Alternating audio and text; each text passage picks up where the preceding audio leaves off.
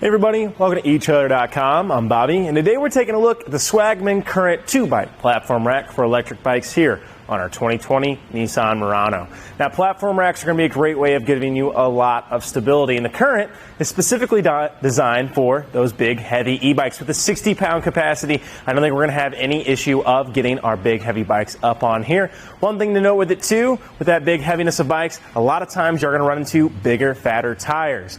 Now, I think that's where the Current really starts excelling. As you can see, these cradles are huge. You got about 5 inches of width there for those big tires. Of course, you do have that nice little standard groove for those 18C tires, and a big thing with it too is how large these included strips are.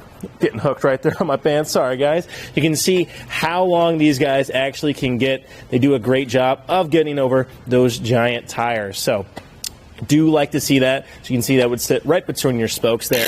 Don't think we're going to have any issue at all of getting these big, heavy guys up on here. Now, talking about that though, when you are transporting e-bikes, we want to make sure that we are taking out that battery coupling. We don't want that coming disengaged while you're driving. And of course, it is just adding weight to our rack. So it's a great idea to take it off and keep it in our vehicle until we are ready to ride.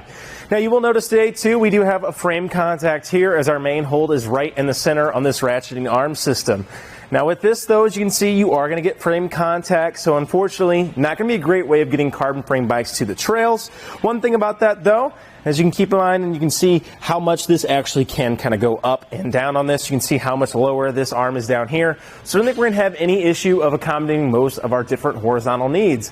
And by that I mean if you have any women's bikes, step-through bikes, or even kiddos bikes, a lot of times when they either hanging style or some other kind of platform styles, you can kind of run into issues with it actually holding onto it correctly. But with this getting so low, I don't think we're going to have any issue of making sure we have a nice horizontal contact to transport our bikes on here. Talking about these ratcheting arm systems though, you'll notice that they do have a locking core on each end that can make it nice to secure our bikes to our rack when we leave it unattended. Well, it's not really going to take too much time to get this bike off, but one great thing about it is that we want to access our cargo hold in our back of Murano. We don't actually have to take our bikes off. Instead, we can go ahead and utilize the Current's tilting feature. On the inside there, on that electric green lever on the back end, all I have to do is support my mast, pull up on that lever, and gently drop this down. Now keep in mind, as you get 60-pound bikes up on here, definitely going to be a little bit more weighty. So I definitely recommend making sure you are set underneath those bikes to help them go down. But as you can see, I can get in here, open up my hatch, and now have full access to coolers, bike helmets, anything else I might need. I don't have to crawl across the seats to get to it, especially if you're at a gas station or something, or just getting groceries. It can be a really quick solution without having to take those bikes off. So do like to see that. Always nice to access that cargo. Won't be losing, all that space when our bikes are on our rack. To walk it up is even easier. I just simply walk it. You're going to see that lever go back. It is going to be holding in this position. It has a little bit of play, but nothing too crazy, especially get heavier bikes on there. I think we're really going to see a reduction in a lot of that play as we get down the road. Well, to get the bike off isn't going to take too much time. Let's go ahead and just pop open our straps.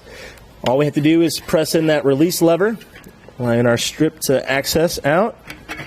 I do like how long they are too, as they just kind of hang off on the other end. I'm not fighting it when I do want to put my bikes back up. But talking about these cradles, one thing we forgot to mention too is that they are adjustable while I'm talking about it.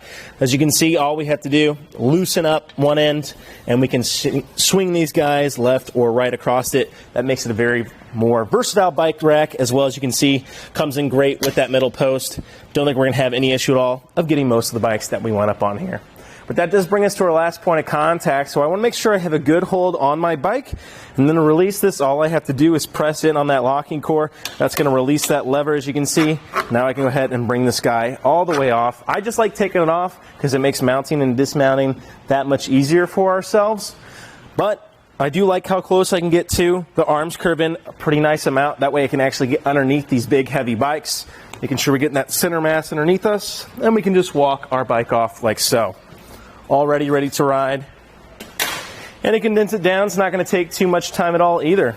I'm just going to go ahead and re-add our arms. Now in this position too, we would be a little bit in the way of our hatch, so we can go ahead and actually drop down our center mass. That way it can allow for even easier access without having to drop the whole rack out of the way. So I'm just going to go ahead, gently allow that to go to the side. I'd probably adjust these cradles just a little bit more, like so, and then pulling that in. But for today's purposes, that's going to do for us today. You can see here now, easily open up the back of this hatch with no problem. That way I'm not having to drop the entire rack once again. So nice little thing for that, and it does make it look nice and collapsible. Now with any hitch mounted accessory, we are going to be adding a little bit of length to our vehicle. Now the Swagman sits pretty close to our Murano here, so definitely not going to be anything too crazy. Our Murano itself, not going to be the longest vehicle we've seen out there. But our Cradle puts us at our furthest point here, and right at 22.5 inches there. Definitely going to be a little length to consider. Now, unfortunately today, our Swagman does sit almost too close to our Murano. Now, normally this does have a great little tilt feature here.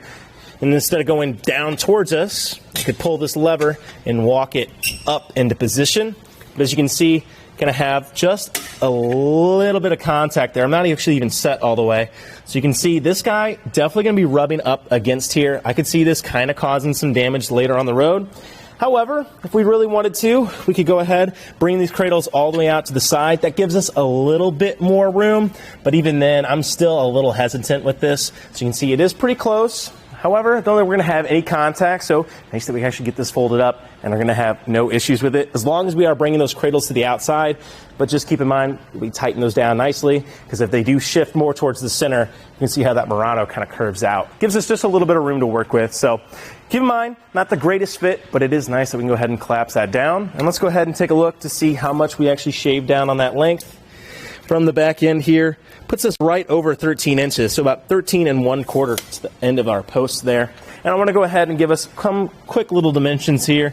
I think our furthest point here, when our arms are all the way extended, our Cradle is sitting pretty close still, putting us right at 1.25 inches, or I'm sorry, 1.5 inches to that very end there. So definitely not a lot of wiggle room. Definitely something I'd be conscious of. However, I am glad we're not having contact when those Cradles are all the way pushed to the side.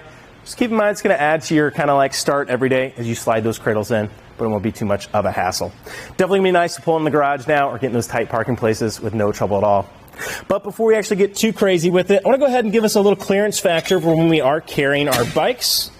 So it looks like we're going to be pretty much at the same level here up into this point. And since that's the furthest from our hitch, I want to go ahead and give us a quick little look.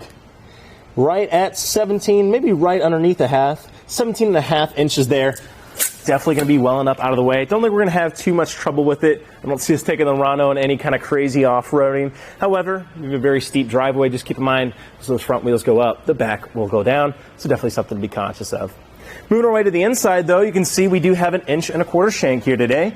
Now, we do have a 2-inch sleeve adapter, allowing us to use our 2-inch hitch. And what's great about this, too, as you guys can imagine, if we have any other vehicles in the family, we can go ahead and utilize that 1.25 inch shank if we wanted to. And the greatest thing, too, about this, I think, on the inside here, you can see it does come with that standard anti-rattle hitch bolt. Now, those are, again, pretty standard across the industry, but they do a great job of bringing this all in line with our hitch. It tightens up really well.